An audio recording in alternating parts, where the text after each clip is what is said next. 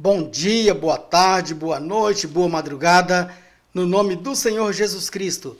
Para você que está nesse instante assistindo este vídeo, e sei que estou falando com pessoas em diversas partes do planeta Terra, ao redor do mundo, neste momento em diversos fusos horários ou em horários diferenciados, mas Deus tem colocado algo em meu coração, isso tem me ajudado muito. Eu tenho sido muito fortalecido com a mensagem que estarei passando para você a partir de agora.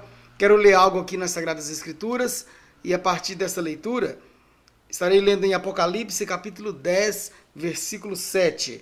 Mas nos dias da voz do sétimo anjo, quando tocar a sua trombeta, se cumprirá o segredo de Deus, como anunciou aos profetas seus servos. Então aqui, precioso ouvinte, nós sabemos que há mistérios, há segredos nas Sagradas Escrituras pendentes de ser revelados, pendentes de serem cumpridos. Ou seja, são promessas feitas anteriormente. Quando eu leio aqui Apocalipse capítulo 10, verso 7, precisamente nesse versículo, isso nos reporta lá no livro de Amós, no capítulo 3, no verso 7, onde diz que certamente o Senhor Jeová não fará coisa alguma sem ter revelado seus segredos aos seus servos, os profetas. E assim, então, sabemos que também ligando estas escrituras com Deuteronômio, capítulo 29, também verso 29, ali diz que as coisas ocultas são para o Senhor nosso Deus, porém, as reveladas são para nós e para os nossos filhos, para sempre. Então você veja que há uma conexão das escrituras e um entrelaçamento entre elas. Então há coisas que são para serem reveladas para nós. E tudo é a seu tempo. Não é no nosso tempo, mas é no tempo de Deus. Eclesiastes capítulo 3, onde diz que há tempo para todo propósito debaixo do céu. Então, já que há tempo para todo propósito e há promessas feitas em épocas antigas, e aqui, no livro de Apocalipse, onde lemos, diz que nos dias da voz do sétimo anjo, quando tocar a sua trombeta, se cumprirá o segredo de Deus, como anunciou aos profetas seus servos. Então, há segredos para serem cumpridos. E vivemos nesse momento, já no entardecer da humanidade, onde a história está chegando ao seu fim.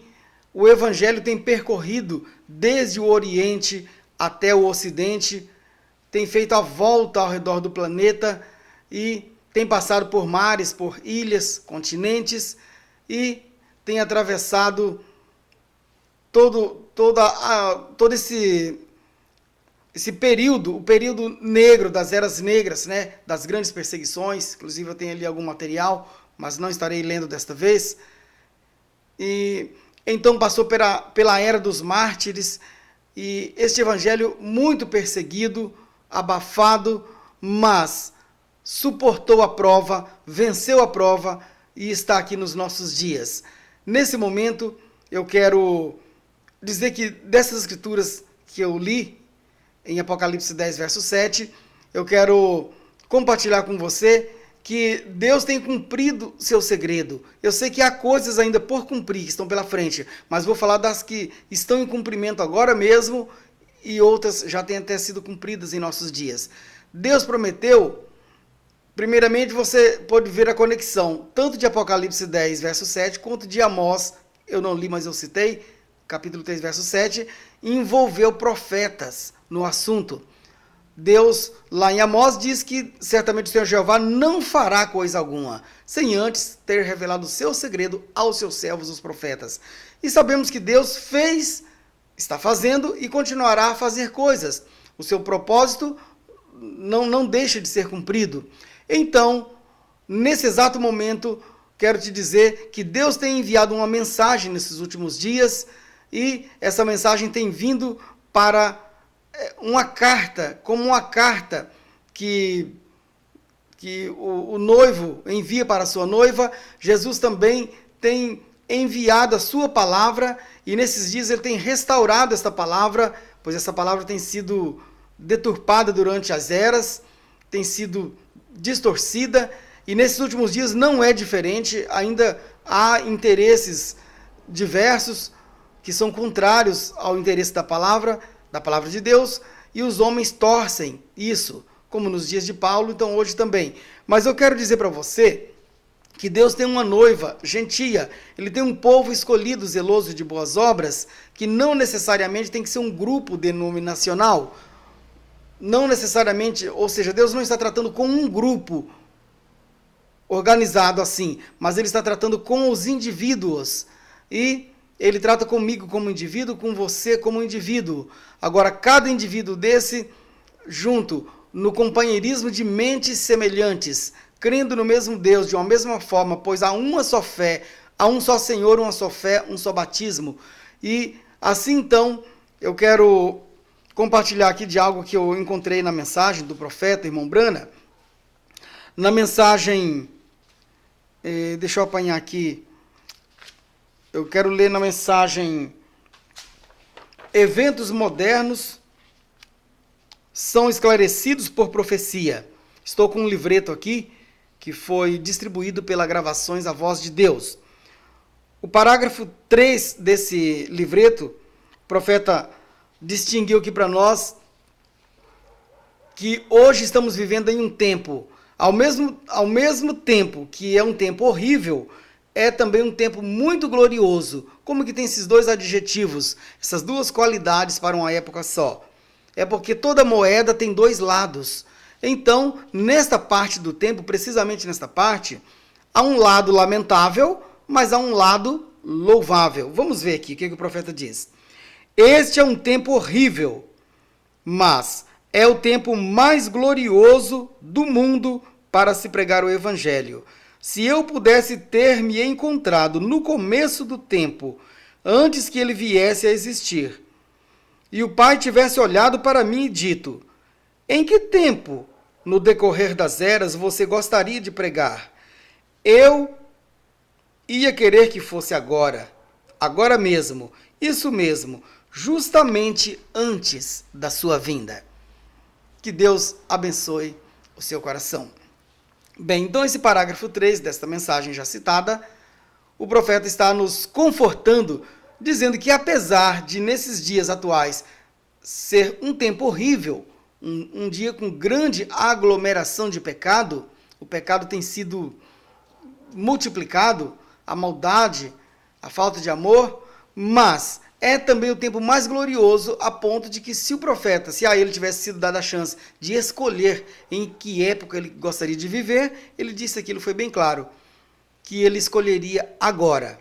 Por que isso? O que levaria um homem de Deus escolher uma época como essa, dizendo que esta é a época mais maravilhosa, é o tempo mais glorioso para se pregar o evangelho? Eu encontro resposta, pelo menos o Espírito Santo tem me confortado dentro dessa própria mensagem e dentro de outros sermões também, algumas das razões. É claro que eu não vou conseguir dizer todas as razões e todos os motivos, mas pelo menos veja se isso aqui é ou não motivo para estar muito feliz, mesmo nesse tempo onde há muito pecado. Por quê? Porque estamos vivendo, temos sido parte desse assunto, somos parte, do assunto, dessa palavra de Deus em cumprimento, e 7 eras da igreja já se passaram, desde a primeira era, segunda, terceira, quarta, quinta, sexta e 7ª era. A 7ª e última era da igreja tem sido a era de Laodiceia, que começou no ano de 1906, no século passado, no século 20. E o profeta diz, quando ele pregou sobre as 7 eras da igreja, ele diz que a era de Laodiceia, a 7ª era, seria uma era muito curta. E estamos já com alguns anos desde 1906, algo mais, já mais de 100 anos. E então, precioso ouvinte, a era de Laodiceia tem expirado como era. E o seu final tem chegado, porém, sabemos que cronologicamente Laodiceia ainda está aí. Mas o profeta tem mostrado para nós em diversos seus sermões, já estarei lendo algo mais aqui, mas eu preciso dizer isso aqui. Ele diz que nesta parte, como uma planta que vem sendo, a semente foi semeada no solo lá no passado, na primeira era, mas essa semente que não apodreceu, ou seja, ela degenerou a sua casca, o seu corpo físico, mas para que a vida brotasse, germinasse. E passou por toda a perseguição da chamada Santa Inquisição e venceu tudo e todos, e aqui está. Como agora uma planta onde, durante Laodiceia, foi desenvolvida a casca, mas dentro da casca abrigava-se um grão que estava em formação. Esse grão sendo formado e também finalmente chegando ao seu ponto de amadurecimento, é quando toda semente prega isso para nós. Uma vagem de feijão, por exemplo, ou um caroço de mamona, ou outra, você pode se inspirar em alguma outra planta. Aqui na região amazônica, né, eu estou falando do estado de Rondônia, região amazônica, aqui as árvores de seringueiras, e quando há o tempo de eclodir, não sei se é assim que fala, você ouve aqueles estalos onde a casca parte-se e lança para fora a semente. Então assim tem sucedido. Laodiceia, a casca, chegou o momento em que ela partiu e o grão que estava dentro teve que sair. A casca rejeitou o grão maduro. E o grão maduro também não suportou mais ficar dentro da casca. E então o profeta tipifica como a noiva de Cristo. Os eleitos de Deus é esse grão que sai da casca. Então as eras terminam com a casca. As eras da igreja, estou dizendo. Mas o grão passa um período, não aquele grão que vai para o secador artificial, aquele secador mecânico, né, que os homens fazem para secar de maneira artificial o grão. Mas o profeta diz que o grão sai para fora e fica na presença do sol, que é Jesus, para então receber a luz desse sol, que é a palavra de Deus revelada, para que esse grão acabe de chegar no seu ponto, no seu amadurecimento total. Pois ele não madura por completo dentro da casca, ele sai para fora e ele tem muita umidade dentro de si e ele tem um pouco de verde ainda. E aí ele acaba de chegar. É o que está sucedendo agora. E esse período, o profeta Irmão Brana chama de Era da Noiva. Ele usa várias terminologias significando a mesma coisa. Na mensagem Provando a Sua Palavra, no parágrafo 221, eu não vou ler para remir o tempo, porque eu terei outros parágrafos aqui para ler. E quero que esse vídeo fique pequeno, um vídeo curto, para que você assista ele com mais facilidade. E assim então, o profeta chama de junção do tempo, ali na mensagem Provando a Sua Palavra. Junção. E ele diz que isto é após as eras. Ele diz, não estamos mais na era luterana, não estamos mais vivendo na era ou na era wesleyana, que vem após Lutero, e nem tampouco estamos vivendo na era pentecostal. Veja que ele falou por 3 eras consecutivas.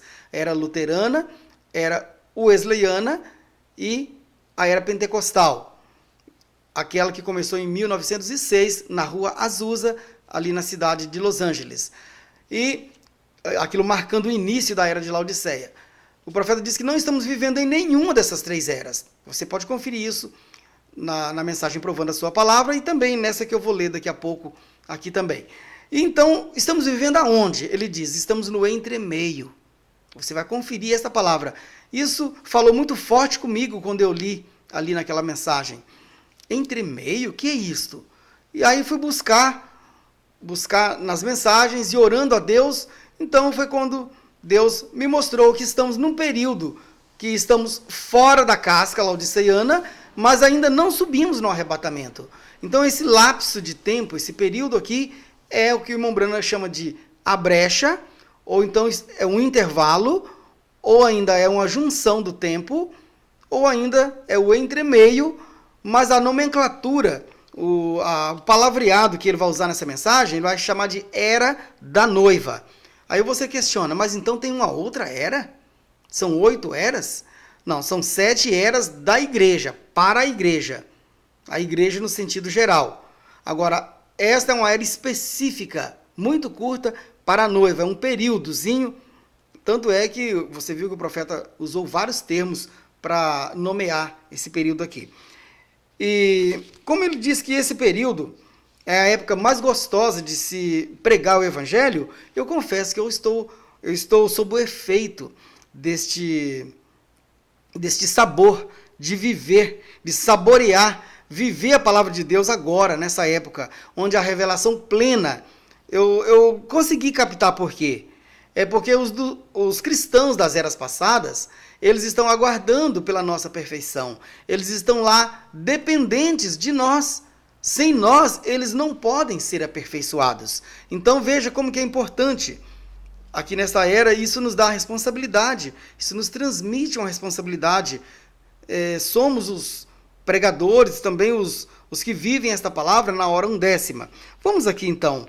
Eu li o parágrafo 3. Agora eu quero ler aqui o parágrafo 56 da mensagem Eventos Modernos. O profeta diz assim, não estamos vivendo em uma era pentecostal, viu? Eu comentei com você, não foi? Mas estou lendo agora nas palavras do profeta. Não estamos vivendo em uma era pentecostal. Não estamos vivendo... deixa eu ler novamente. Não estamos vivendo em uma era pentecostal, vírgula. Estamos vivendo em outra era. Agora, pentecostal é precisamente Laodiceia. Se não estamos vivendo em uma era pentecostal, então não estamos vivendo em Laodiceia. Estamos vivendo em uma outra era. Veja, não estamos vivendo em uma era metodista. Estamos vivendo em outra era. Estamos vivendo aqui em cima para a era da noiva. O chamado da igreja para fora e reunindo-a para o arrebatamento. Essa é a era que estamos vivendo agora. Em minha honesta opinião, esta é exatamente a verdade. Bem, então, na honesta opinião do profeta, ele diz que esta é a era da noiva. Mas pela boca de 2 ou 3 testemunhas, toda a verdade fica confirmada. Eu li um parágrafo dizendo que estamos na era da noiva. Parágrafo 56. Mas eu vou ler também o parágrafo 62 desta mesma mensagem. O profeta repete aqui o assunto da era da noiva. Ele diz assim, agora, e com paciência temos de esperar por isto, pelas profecias que estão prometidas, cada uma delas tem de se cumprir em sua era, porque isto prediz para nós. O autor fez isto antes, e esperamos vê-lo fazer isto novamente. Em que tempo estamos vivendo? Algo como um calendário. Você olha no calendário para descobrir em que dia do ano está vivendo. E você olha para a Bíblia de Deus para ver em que era estamos vivendo. Não estamos vivendo na era metodista, na era batista. Estamos vivendo na era da noiva. O chamado, trazendo de volta para Deus através de um canal em que ele prometeu trazer isto de volta para dentro. Ele prometeu fazer isto. Bem, eu li o parágrafo 62. Se continuarmos lendo os demais parágrafos a seguir, o profeta então vai dizer sobre o canal que ele mencionou aqui. O canal que Deus usa, que é através de um profeta. Bem, então 2 parágrafos nesta mensagem Eventos Modernos. Mas eu ainda quero tomar aqui na mensagem ouvi, mas agora vejo, porque daí completam 3 testemunhas, 3 parágrafos, inclusive de mensagens diferentes. Parágrafo 187, mensagem ouvi, mas agora vejo. Também esse livreto é traduzido, impresso e distribuído pela Gravações A Voz de Deus, como também o livreto anterior, no qual eu já li. Parágrafo 187. Agora, está começando a separar-se. O trigo está começando a aparecer. Esta não é uma era pentecostal. Veja, o profeta garantindo que esta não é uma era pentecostal. Portanto, essa não é uma era laodiceiana. Esta não é uma era pentecostal, vírgula. Esta é a era do dia tardio. Esta é a era da noiva. Esta é a luz do entardecer. É quando Malaquias 4 deve ser cumprido para seguir o padrão de Deus. Isto é, Lucas 17, verso 30, para ser cumprido. Este é o livro de reticências, Jeremias e todo o restante deles, que Joel falou desses dias. Este é aquele dia. Eu ouvi, Senhor, e isso estava chegando, porém agora eu vejo. Porém agora eu vejo isso com os meus olhos. Então, estão aqui os parágrafos que Deus havia colocado em meu coração para ler com você, compartilhar desse alimento, esta revelação da hora, do momento. Para mim, isso é vinho novo. E vinho novo coloca-se em odres novos. Você pensa, isso tem alguma coisa a ver? Isso tem tudo a ver. Vinho fala da revelação, do estímulo da revelação. E Jesus, então, você lembra que na parábola ele disse isso. Vinho novo em odres novos. Os odres substituíam as garrafas antigamente. E hoje também, garrafas velhas não suportam pressão. Quando vão fazer o teste ali, injetam pressão naquela garrafa, ela estoura, ela explode. Mas as garrafas que estão dentro do prazo de validade, estão com toda a força, elas então suportam a pressão, então elas estão aptas para receber o conteúdo, aquele líquido. E é assim que Jesus também faz nesses últimos dias. O Evangelho é boas novas, é vinho novo.